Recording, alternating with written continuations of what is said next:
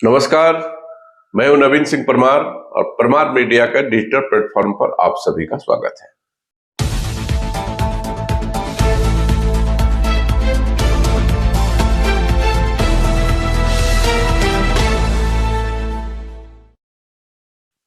परमार की बात में आज हम चर्चा करेंगे बहुचर्चित दिल्ली विधानसभा चुनाव परिणाम की। जी हां, पिछले 5 फरवरी को दिल्ली विधानसभा में के लिए चुनाव हुए थे और 8 फरवरी को उसके परिणाम आ गए। परिणाम आने के बाद देश की राजनीति में कई प्रकार की चर्चाएं चल रही हैं और दिल्ली से चलते हुए यह चर्चा बिहार तक पहुंच चुकी है। बिहार के चुनाव को लेकर दिल्ली के चुनाव परिणाम के साथ जोड़ा जा रहा है। अब समझने की आवश्यकता यह है कि दिल्ली विधानसभा चुनाव के परिणाम के साथ बिहार का क्या संबंध है, बिहार के चुनाव को लेकर के क्या बातें हो रही हैं। तो 2-3 प्रमुख बातें हैं जिसकी चर्चा मैं आज परमार की बात में करना चाहूंगा। पहला, दिल्ली चुनाव परिणाम की हम बात करें, थोड़ा कुछ देर के लिए बिहार को अलग हटा करके हम दिल्ली चुनाव परिणाम की बात करें तो दिल्ली विधानसभा के चुनाव परिणाम जो आए हैं उस परिणाम के अनुसार 27 वर्षों के बाद भारतीय जनता पार्टी सत्ता में वापस लौटी है और उत्तर विधानसभा में कुल 48 सीटों पर भारतीय जनता पार्टी के प्रत्याशी विजयी हुए हैं और 22 सीटों पर सत्ताधारी आपके प्रत्याशी विजयी हुए हैं। तीसरे किसी को मौका नहीं मिला। कांग्रेस पिछले 3 चुनाव से वहां शून्य सीट पर रह रही है, उसके एक भी प्रत्याशी नहीं जीत रहे हैं। चुनाव परिणाम के आने के बाद से भारतीय जनता पार्टी के लोग, विशेष रूप से दिल्ली के कार्यकर्ता और वे लोग, पूरे देश में जो भाजपा के कार्यकर्ता हैं वे सारे लोग जश्न मना रहे हैं कि भारतीय जनता पार्टी ने 27 वर्षों के बाद दिल्ली के सत्ता पर कब्जा किया है।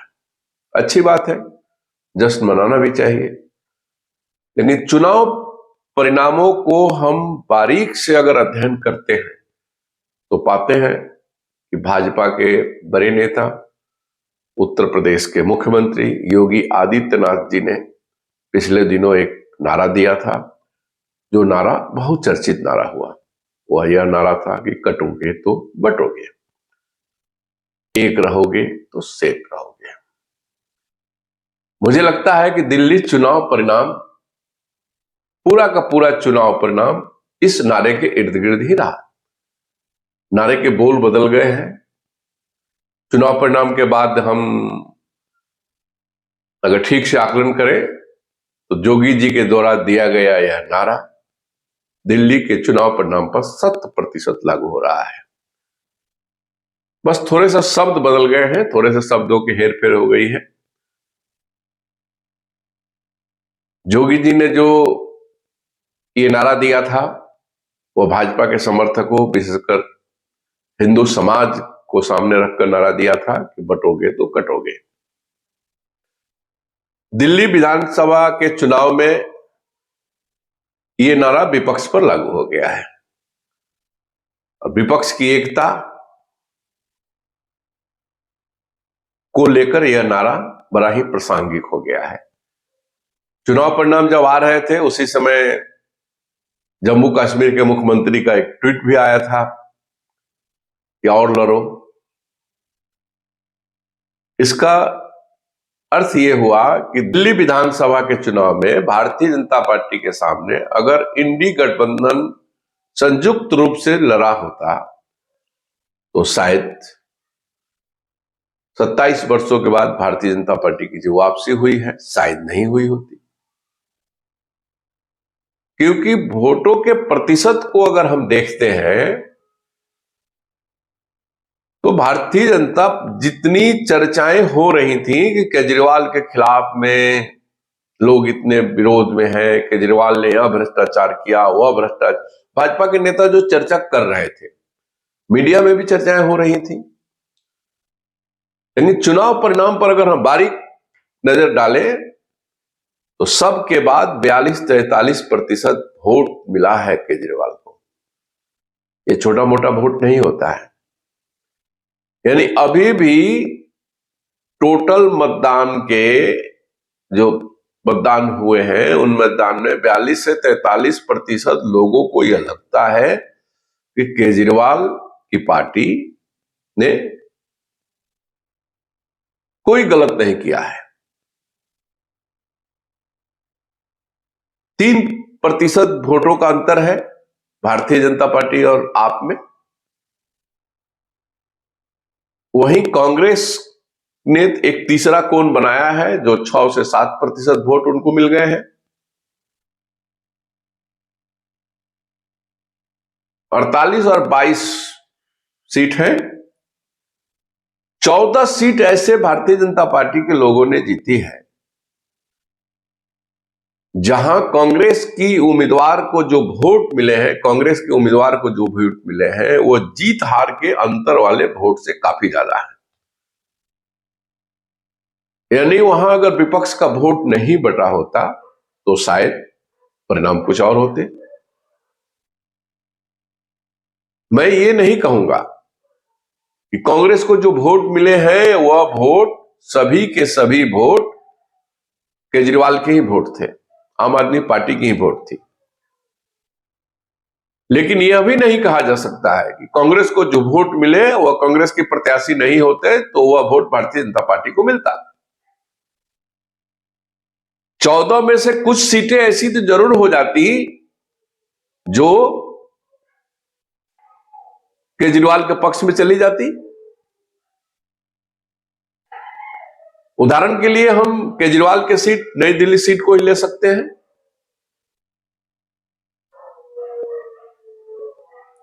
नई दिल्ली सीट पर केजरीवाल लगभग 4000 वोटों से हारे हैं। 4-4.5 वोट कांग्रेस को मिल गई है वहां।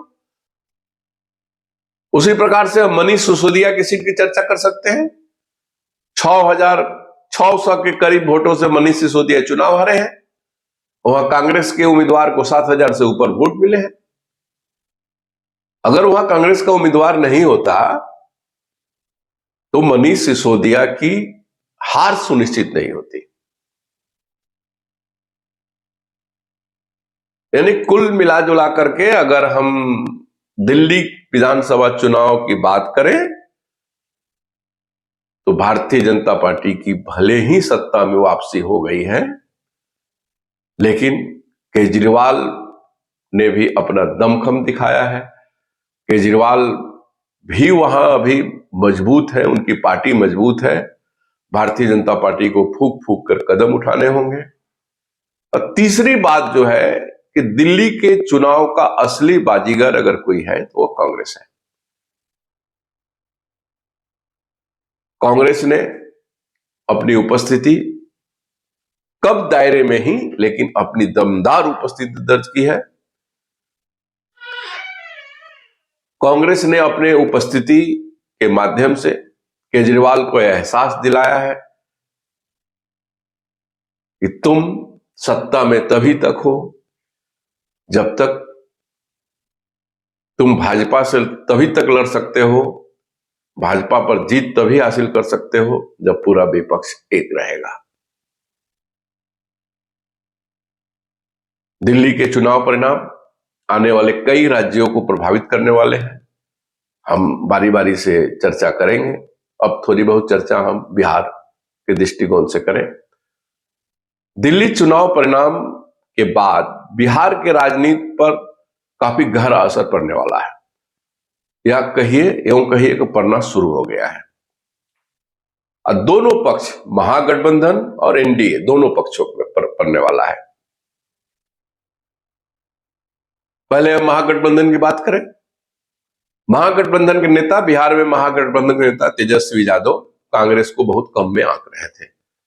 राजद की नेताओं की चर्चाओं पर अगर हम ध्यान दें तो लोग कह रहे थे कि कांग्रेस को इस बार विधानसभा चुनाव में कम सीटें दी जाएंगी। पिछली बार 70 सीटें दी गई थी कांग्रेस को, इस बार उनका आकलन था कि कम सीटें दी जाएंगी। कांग्रेस का कोई वजूद नहीं है। और कांग्रेस को सीटें कम दी जाएंगी। पिछले बार कांग्रेस को जब 70 सीटें मिली थी उसमें 19 सीटों पर ही कांग्रेस के लोग चुनाव जीत पाए थे। बहुत सारे सीटों पर उनकी दशा और दिशा ठीक ठाक नहीं थी। इसको लेकर के कांग्रेस पर एक दबाव बनाने का प्रयास हो रहा था।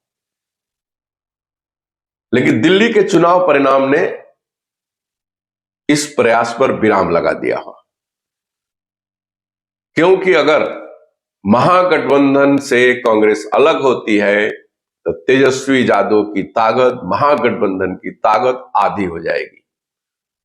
कांग्रेस अगर हर सीटों पर अपनी प्रत्याशी खड़ी कर देगी तो लड़ाई त्रिकोणीय हो जाएगा। ऐसे भी लड़ाई त्रिकोणीय होने ही वाला है, लड़ाई अब चतुष्कोणीय हो जाएगा। महागठबंधन के दो धड़े हो जाएंगे, कांग्रेस के साथ कुछ लोग चले जाएंगे, राजद के साथ कुछ लोग चले जाएंगे।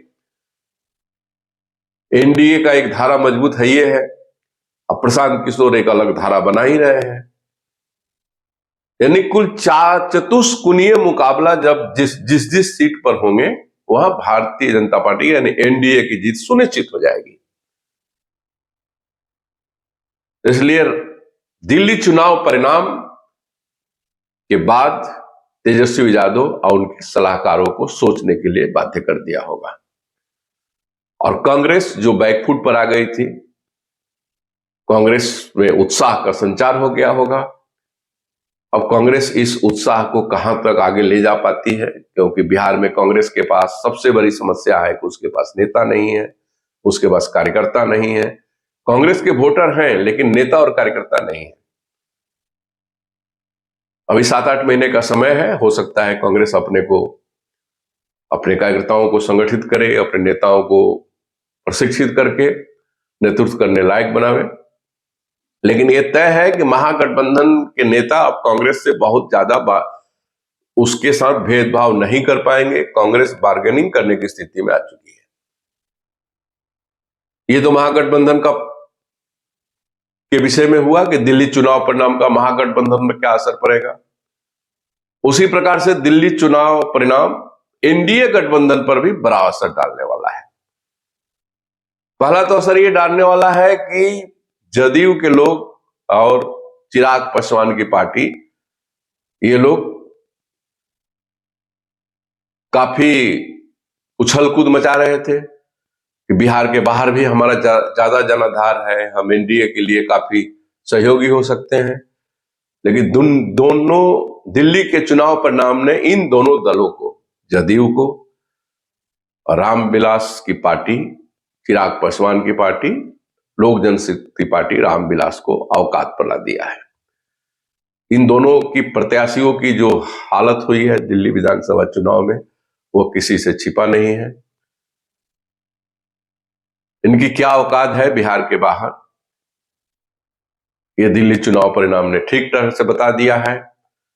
तो अब जितने बड़े ताकतवर बनके ये भारतीय जनता पार्टी के साथ बार्गेनिंग करने वाले थे, उस बार्गेनिंग पावर में कमी आ गई होगी।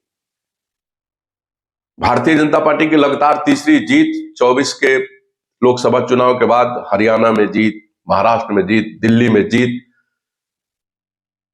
भारतीय जनता पार्टी के मनोबल को काफी हाई कर दिया होगा। और जब सीट बंटवारे की टेबल पर नीतीश कुमार के साथ बिहार भाजपा के नेता बैठेंगे तो बार्गेनिंग होगा। अब आप हल्के में बिहार भाजपा को नहीं ले सकते हैं, तो इसका भी एक असर पड़ेगा निश्चित रूप से। कुल मिला जुला करके दिल्ली के चुनाव परिणाम ने बिहार के लिए कई रास्ते खोल दिए हैं। ये तो दोनों दलों के, दोनों गठबंधनों की क्या स्थिति है, इस पर आज की इस वीडियो में हमने आपसे चर्चा किया। दिल्ली में रेवड़ियां बटी हैं, दोनों दलों ने बांटे हैं, आपने बांटे हैं, भारतीय जनता पार्टी ने बांटे हैं। उन रेवड़ियों का बिहार के चुनाव पर क्या असर पड़ने वाला है, इस पर हम अगला वीडियो लेके आएंगे, जल्द ही लेके आएंगे। सबको इंतजार है कि अब बिहार के चुनाव को किस प्रकार से लेके चलते हैं। तेजस्वी यादव यानी महागठबंधन ने तो रेवड़िया की घोषणा कर दी है, रेवड़िया बांटने की बात की शुरुआत कर दी है। अब क्या भारतीय जनता पार्टी जदयू तेजस्वी यादव के राह पर चलेंगे दिल्ली के अनुसरण करते हुए, या फिर कोई दूसरा रास्ता अपनाएंगे? इस विषय को लेकर के हम वीडियो लेके आएंगे। आज का यह वीडियो आपको कैसा लगा आप निश्चित रूप से हमें बतावें। एक आग्रह मैं और आपसे करना चाहूंगा, हाथ जोड़ करके विनती करना चाहूंगा कि पिछले वीडियो का हम लोगों ने समीक्षा किया है, पिछले कई वीडियो का, जिसमें ये बातें देखने को मिली हैं। वीडियो तो बहुत सारे लोग देख रहे हैं, लेकिन लोग सब्सक्राइब नहीं कर रहे हैं चैनल को। आपसे आग्रह है कि आप प्रमाण मीडिया को सपोर्ट करें। आपका प्यार, आपका दुलार ही हमारे लिए सबलता है। आप वीडियो देखें, शेयर करें, साथ साथ चैनल को भी सब्सक्राइब करें, बेल आइकन दबाना नहीं भूलें। आप जब सब्सक्राइब करेंगे तो हम मजबूत होंगे, हम आपकी बात, देश की बात मजबूती से उठा पाएंगे। इन्हीं शब्दों के साथ आज के वीडियो में बस इतना ही। फिर मिलते हैं अगले किसी वीडियो में, अगले किसी एक विषय को लेकर के। जब तक आप जहां भी रहिए, स्वस्थ रहिए, मस्त रहिए, परमार मीडिया का यूट्यूब चैनल देखते रहिए। जय सिया राम, जय भारत।